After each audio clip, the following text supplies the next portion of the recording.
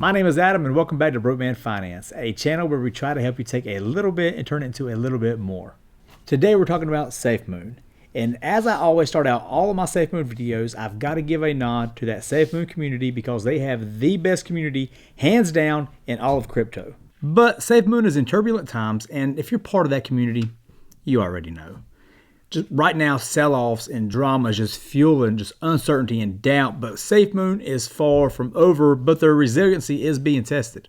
In this video, we're going to talk about the current state of SafeMoon. We're going to talk about V2 and why it just keeps trading sideways. We're going to look at what it would take to come back from where we are now. We're going to look at potential partnerships, some other news, so make sure you stick around. First things first. The reason I thought SafeMoon even had a chance in the first place was because of that SafeMoon army. Like I've said before, if a group of people give something value and there's enough people in that group, they give something value. Look at Gary Vaynerchuk's literal doodles that he turned into NFTs. Since my last SafeMoon video in early November, the price has continued to fall, although the V2 migration is underway as the kinks get worked out, but more on that in just a moment. But even with the price dropping so much here recently, there are more hodlers of SafeMoon than there has ever been before. In the past month, we've added like 200,000 followers on Twitter. We've added 10,000 astronauts on the SafeMoon subreddit. And that's not even including the other subreddits that's associated with SafeMoon. There was an article written about that very thing earlier this month. And SafeMoon consistently ranks in the top 10 cryptos mentioned on Twitter. At the end of the day, whether you hate SafeMoon or you're on Team SafeMoon, you gotta give SafeMoon some credit in that loyalty department. That hashtag SafeMoon Army is legit.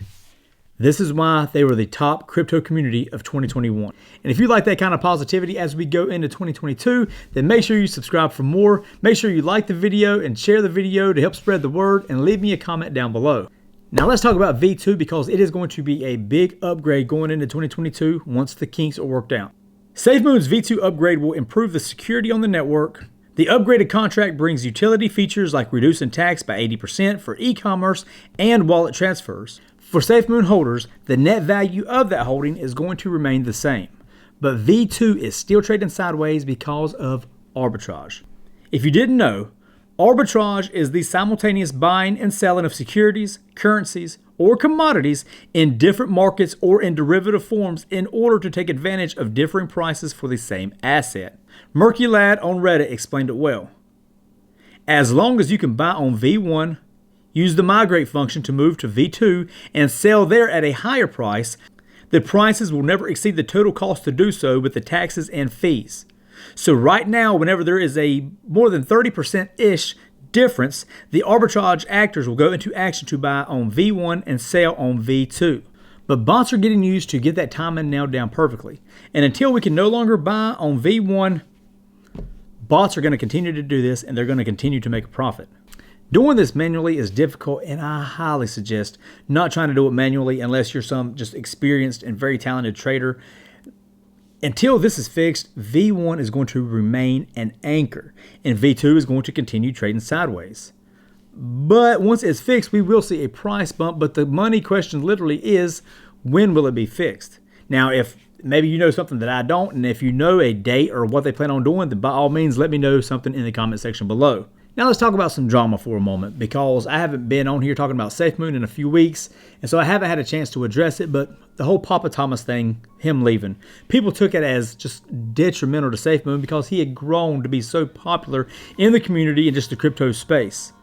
But it may have been the best thing for SafeMoon. There are lots of rumors out there regarding him and his honesty as far as was he being truthful or not truthful when it comes to jobs with Ripple or his involvement with Doge, whatever. But my 2 cents, whenever you have someone with multiple accusations of dishonesty and integrity issues and just all out lying, and then you have people who say that they have proof of such, it tends not to work out in their favor. So although you may have been disappointed to hear that the blockchain wizard they called Papa, which I still think that part's weird, calling somebody Papa. Anyway, you may have been disappointed that he was leaving, but in the long-term vision for SafeMoon, it was probably the best thing. Those are tough decisions that John and his team has to make. But my whole point in talking about Thomas is this. You have to trust the decisions getting made behind the scenes by John and those guys, because you really don't know if Thomas was just complete cancer and toxic to the development of SafeMoon. And if he was, he's got to go. There's no question. He's got to do what John and his team has to do, what's best for SafeMoon.